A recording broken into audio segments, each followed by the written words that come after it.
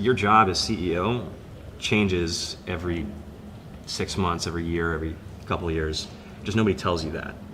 And in fact, some of the things that made you good at the prior stage become a hindrance for the next stage. So for example, I wrote most of the first version of Dropbox, but there just became too much stuff to do and I had to stop coding. First of all, nobody's born a CEO. You learn it. And the challenge is you just don't know what your blind spots are.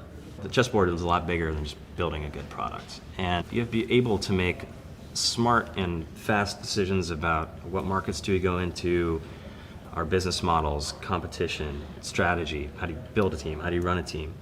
That's pretty tough when you've never done any of it. How did you learn those things? Probably one of the most useful questions that I like to ask myself, and still do, is 1 year from now, 2 years from now, 5 years from now, when I look back on today, what will I wish I had been learning?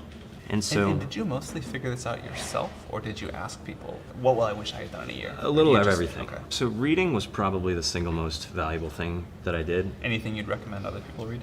Yeah, so I think my favorite book on management is High Output Management That is a by great Andy book. Grove, which is the Bible of how do you scale an organization. The Effective Executive by Peter Drucker is really good. But basically what you're talking about is you need to have good judgment about a lot of different things. What that really is saying is like, how do you gain wisdom very quickly? Poor Charlie's Almanac by Charlie Munger is probably the best book on that I've read, which is really about how do you build a bunch of mental models to sort of break down the complexity of the world and know when to use each. But reading is part of it, but then also having friends that are one step ahead, 2 steps ahead, 5 years ahead, and just sort of looking at the deltas between them.